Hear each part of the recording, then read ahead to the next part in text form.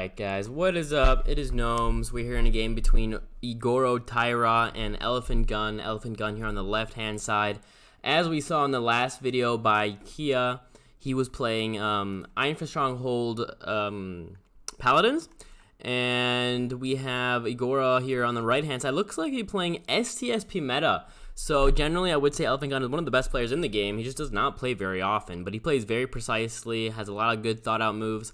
But he doesn't play very much. I think he could be very, very good if he played more. He's actually also Brazilian, so he's one of the Brazilian gang people, one of the many. So cool guy, very nice. And what's really cool about him is he's kind of like Tiny Dragon in the sense that he plays a lot of themes, and he is good. You'll often see a lot of good players, but they'll also be playing a lot of meta, and that can get boring. But here we see him playing theme of Paladins, and it's still interesting. So. Now, what are we going to hope or what are we going to see from either player? Well, we do have this Aspect of Infinity. We're probably going to see this Magnus move down to this font and then just have the Minister try to deal with this Aspect. Only has 5 HP left, but he does have to deal with it before Duplicity gets off, so that's kind of dangerous. He might have to use a spell here just to make sure that happens. Yeah, because I'm not sure if he can get this kill next turn because of this terrain, so he might have to use a spell for the kill. Gale Force down here. Okay, Gale Force on the Minister, actually. He's in double tap range. Yeah, he's in double tap range now with the Rock Shaper. He just took 10. He's going to take another 20. So that's 40 damage taken in all right here. Or sorry, 30. I don't know why I said 40. 30 damage. It says 25, but that's just because the Warbanner is out, right? So he used Gale Force. I'm not sure that was really worth it. Thing is, Gale Force is one of the few spells that can still deal an okay amount of damage against IS, just because the large portion of the damage actually comes from the knockback and not from the damage itself. The damage itself is like 6, but as we saw, knockback generally does like 15 if you have it against something. Here we see a double tap come out from the Rift Lord. They'll be, it's 1 off actually. He's going to be doing 22. There you go. With the drive, this is a kill. This will be doing 13, 13. That's 26. So he's 3 over.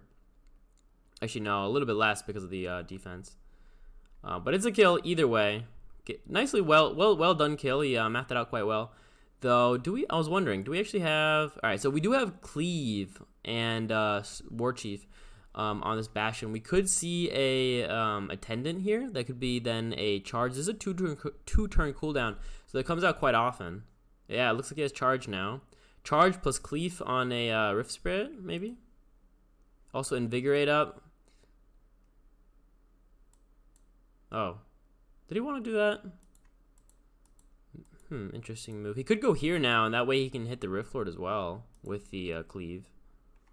I'm not sure if he wanted to do that. I don't think he did. Because now he can't cleave the Spirit. I mean, he gets the kill. I mean, this is a clean kill, right? He didn't use a single spell. He used the Uin's Hammer, but no spell used.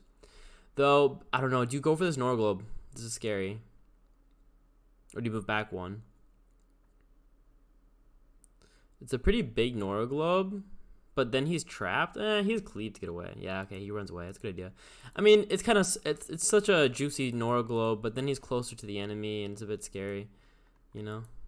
This way he moves back 1. I'm not sure if that even reduces any damage in any sense because of the AP, but all right. So he didn't use any spells this turn to get this kill. So did he use anything top? No. And he did decide to move the Magnus forwards. He wanted, I guess, the Ignorance is not horrible. Wait, this is a Priest? No, it's an Angel Spirit, but no class, actually, except for Demigod. But he actually moved up. That might have been for Inquisition, actually, because what this causes is Faithless. So now we have the Aspect of Infinity that can't use a spell, right? So that was actually a really well-played move to give the Aspect of Infinity Faithless. Otherwise, Igora could play a spell that would keep the Aspect alive, and then it can use the Duplicity. So that's why he did this. I was saying move forwards, but this is much better to use the Inquisition to make sure it can't use a spell. Really well done. I didn't even think about that. Paladins are cool, man. They just look cool, too. Like, they're kind of like, what is this? Gale Force again. Yeah, there's the 15 damage I was talking about. He does 15 damage to both units here, right? Yeah, he did. Okay, he did 14 to Uin. Does he have tough or something? For whatever reason, Uin only took 14.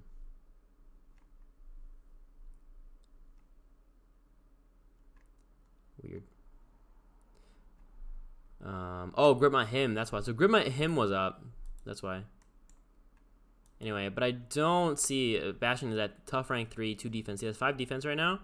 This Cleave is gonna wreck life, right? It's gonna kill this one for sure. This one he's gonna have to double tap. He can hit it once with Uin and then once with Bastion. And he can kill both Rift Spirits. This is magic damage, but other than that, he doesn't have he doesn't really have magic damage here to deal with the Rift Lord. I wonder, that would be, I guess, one thing you could say is, oh, like last 4 turns. That's cool. Yeah, now you can just run away then. I mean, Minister has the kill anyway. Does he? Mirrored. Yeah, Branded gets the kill. Okay, there you go. So it would have been 4 damage, so it wouldn't actually have been a kill, but because of Branded, he actually got the kill, so that was actually pretty big there. The Branded from the Inquisition, giving him the 2 extra fire damage. Alright, so here we have the Secluded Shrine. One of the rare times you actually see the second ability used here. Alright, first of all, double tap. Look what happens here, actually. They heal. Look, they both heal for 6 there. So, and then another 6. Look at this. Boom. He just healed both champions for 12. So, here you can see, when a real champion within 5 spaces is destroyed, friendly paladins, or priests, and shamans within 5 spaces are cleansed and healed for 6. So, this Secluded Shrine, generally, I only ever play it for the Roar of the Fallen. But, as you see, you can actually also get some healing off of it, and the cleanse. So, pretty cool. You don't see it very often. But yeah, he just healed both of these for 6. Twice, obviously. Does use the, so he didn't deploy anything here. He instead, he got the kill top and then deployed 3 things bot, right? He deployed the Secluded Shrine, he deployed the Hand Door, and he played the spell. So that's about 80 Nora, but he didn't deploy, or he didn't play a champion. And I think IS is one of the factions that does that a bit more frequently than, for example, anything else. Really, UD is the only other faction that also often just kind of plays spells instead of deploying. Most other factions want to deploy. I mean, obviously Shattered Peaks want to deploy. Forsaken Waste generally also wants to deploy a bit more, and I think everything else. But the reason for that, I think, is 1, they have very good spells, and 2, their ability, or their faction bonus. UD actually has a pretty good faction bonus for deploying, but they're kind of just, maybe they're just how they're played. If they're an aggressive battle group, you play more spells. You want to keep the resources low.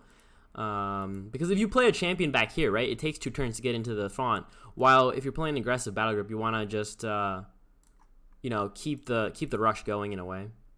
But Faithless is doing really well here. Look, they're all Faithless, so no spells can be played until he kills this Handor's Memorial. They're all branded, which does 2 extra damage, which he kind of needs, because this branded, I think, does go through the fire damage, or through the magical, or the, what am I saying, the vaporize. All right, so he has 16 damage here. 10 on the Uwin, but no magic damage. He could equip the, there's a equip that gives magic attack type, actually. The Writ of Al-Marad, that actually gives magic attack type, so that would be a good deploy here. Alright, there's a Battle Drum. Does he have the Writ? That would be 20, that'd be the kill, right? Easy. I mean, he's gonna heal both of these again for 6, because he's definitely killing this Crested Fesh, for sure. I wonder if he's thinking of a charge. All right, now he deploys a bit. He should have deployed that first. All right, and the equip. So yeah, there's the Writ, by the way, the Writ that I was talking about. So that's 22 damage. Boom. And now I can do that again. Boom. He just gets this kill. He heals both for now, again, a total of 12. And that's just GG now. He has bot Font completely, it's taken. Like, there's 2 supports here versus 2 of the strongest champions in the game. And one of the best supports, at least when it comes into this battle group, right? I think this is a very good support. Obviously, the Carrier Squire is very good too, but Attendant Squire is insane. Like, here you have Defender because of the Royal Blood.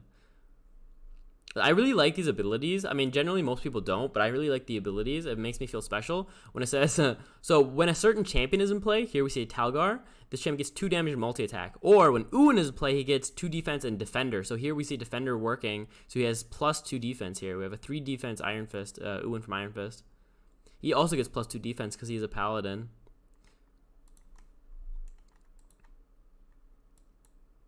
Resistance physical here, but the branded means you're always going to do a little bit of damage at the very least. Also, just the Inquisition does so well here.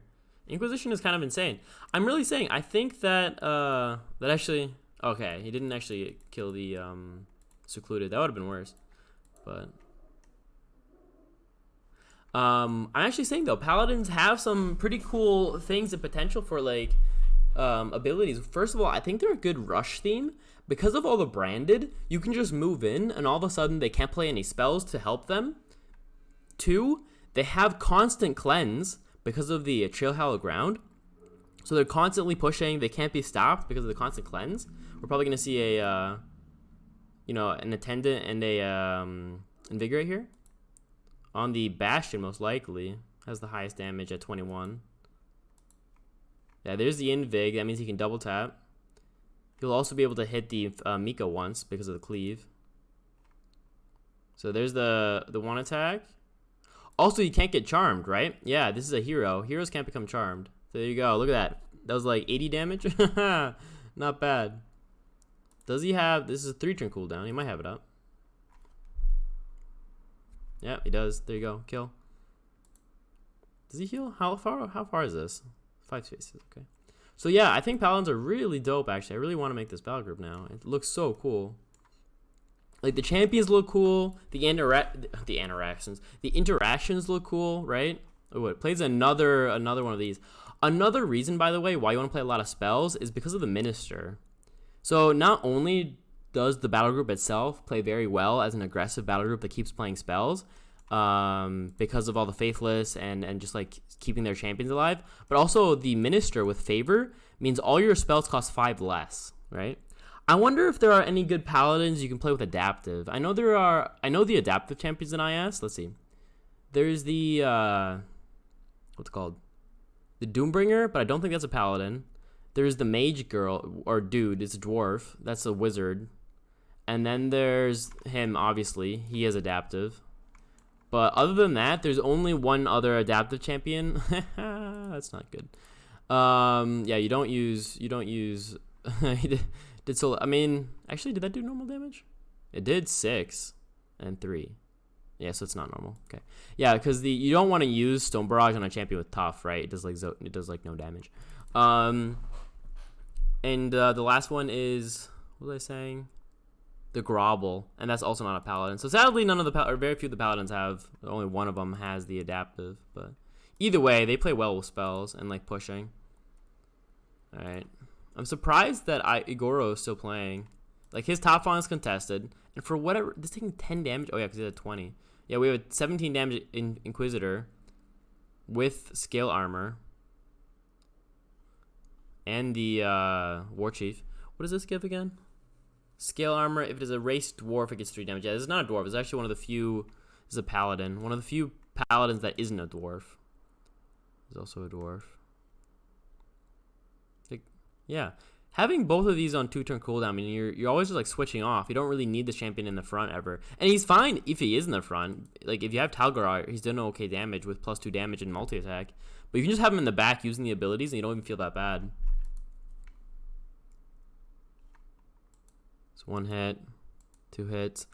I mean, as we see here, the cleave has been doing work, but I wonder if you ever play, instead of cleave, you play the battle leader on him. Probably not. You can't get in the font, though. All right, now Bastion's back at 12. But there's just no damage here. We have some Norigen. Yeah, it's just GG. I mean, it was GG when there was a giant play over here, right? I think Igoro moved in, got a good kill, and it was like well calculated, but only in the sense of the damage needed for the kill, but like calculated in the long term, going in like that against a champion with cleave and all this potential energy was maybe not so good. Especially if you have the extractor in your battle group. Why didn't he just wait for late game? Like I said, paladins are not a late game theme. They don't have any stat stacking, right? They don't have any summons or stat stacking. And to me, that's what makes a late game battle group. If you can stack on top of each other different HP buffs or damage buffs, okay, you'll do fine late. And or if you have good, you can summon a lot of little things, and that comes on cooldown. So, for example, the Rift Lord is good late game, or as we saw, the aspect is good. But in this case, I don't know, Paladins, what do they have for late game? Nothing. They're good brawlers, though, right? If you just keep fighting with them, which is exactly what Elf4ntgun has been doing, they do insanely. Because they just can keep fighting, keep causing branded, keep causing spells to be played. We have 2 champions at full health, full damage. It's like they haven't taken a single piece of damage.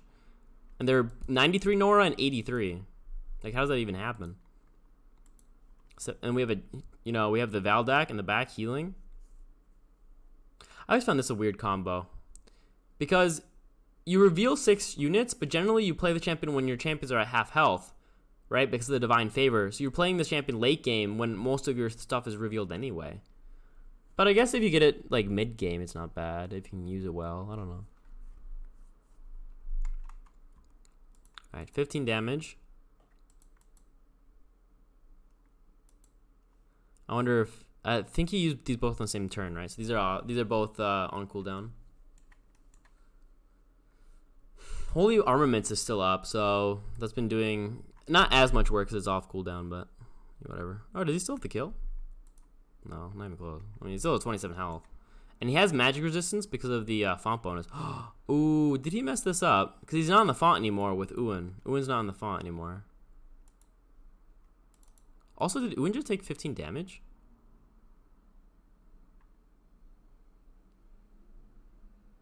No. But yeah, he's not on the font. He has to play a relic.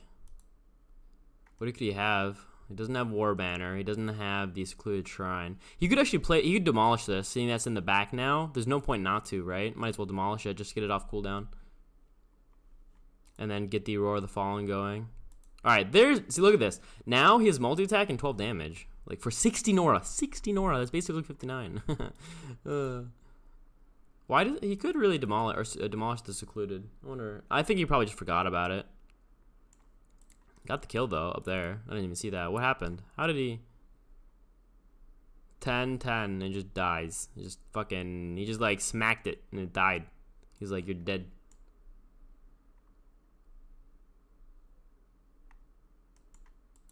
All right, so World Warrior 12 health, Uwen at 6 defense and 40 health. And there's the deploy. Like I said, very little magic damage here. Though, wait, look. So the hammer throw is actually a magical attack type, and the Uwen's hammer is magical attack type. So we have 2, how much is this? Yeah, 2 3-turn cooldown abilities. Uwen taking, a mighty 3 damage there. That's funny. Bastion taking 0. Right now, Bastion is at 7 defense, right, with the tough 3. 4 base, or 2 plus 2 plus the 3. Why is it 8 speed though? Oh, because of the Rid of Amara. Yeah, I really think this Hallowed Ground is insane. Like everything becomes cleansed and healing 5 HP. This is like if you think of the spell Cleansing Mist in FS, that's 20 Nora, right? For a cleanse and 8 HP of healing. But if you have the ability lay Hallowed Ground or whatever it's called, consecrate, right? That if you have that ability, it's as if, oh wait, look at this damage. He's at 18. Can he ever double tap anything though? Yeah, he can hit this once. He has the writ, so he can actually just smack this. He has the magic damage. I forgot about that. Yeah, so he's gonna kill this right away. Boom. This cleave has been doing so much work. Oh, now he's gonna hit this. Nice play. He's gonna use the hammer throw first, I guess. No, it doesn't matter. It doesn't cause minus defense. Anyway, what was I saying? I was saying something. I got confused. Oh yeah, the consecrate. So if you think of the spell in FS, that's 8 HP of healing and cleanse, right? And that's a 20 Nora spell, but they have that as an ability constantly. So that means you could play the consecrate, and you're basically always being healed, always being cleansed.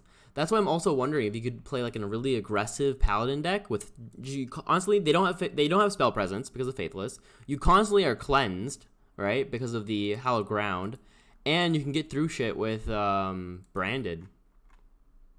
So I wonder if you could do that. Like again, you don't stat stacking, but I feel like you could get a nice battle group, like a good aggressive battle group going. And that's kind of what Markov plays, right? But he doesn't really... I mean, Markov plays the... By the way, I'm going to stop talking about the game because it's over, right? So Markov plays like an aggressive FIS battle group, but he never goes off of really the abilities. He kind of just has a battle group with champions that are aggressive, but he doesn't like go off of cleanse or faithless. He kind of just plays very well and aggressively, you know? So I don't really count his battle group as like a paladin battle group. It's more just so good stuff that happen to be paladins in my eyes. Anyway, this is just game. I mean, it's right now 3 fonts to 0, right? We have champions coming from the top, champions coming from the bottom. Shatter Peaks is failing. It's okay, though. I don't really care as much because it's a split. If this was full faction Shatter Peaks, I might be sad. But it's okay. I'm going to just play Ice Fang. All good. I'll win now. But I think Igor knows he's lost. He's just messing around now. Igor's a chill dude. I've talked with him a few times. He's cool. Oh, another battle drum. What? Is that off cooldown? Wait. Huh. I guess. I thought I just saw that like last turn. I might be tripping. Where's that cleanse? There. See, look. Consecrate. It's a 3-turn cooldown, but how long does it last? Effective space for 3 turns. So you get 1 cleanse, and then the turn after that you get another cleanse and heal. So you get 10 HP of healing on all champions, first of all. So in all, I guess. In all. If you're okay, you have to stay on the consecrate, and it's a 2-turn thing. But still, it's 10 HP for everybody. And 2 cleanses. It's insane.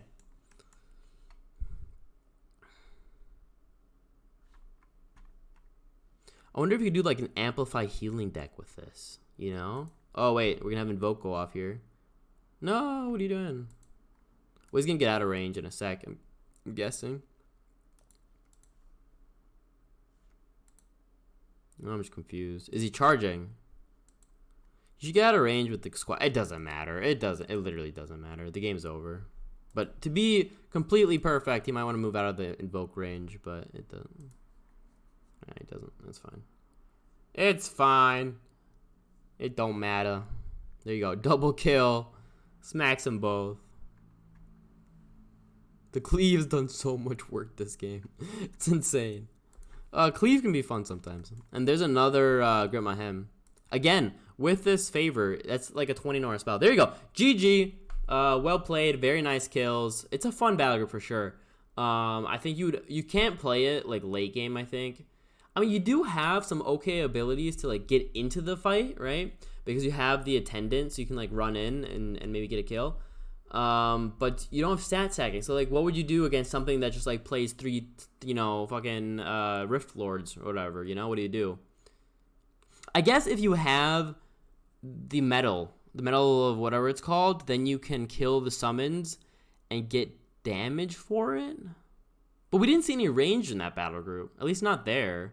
So what do you play if you don't have range, you know?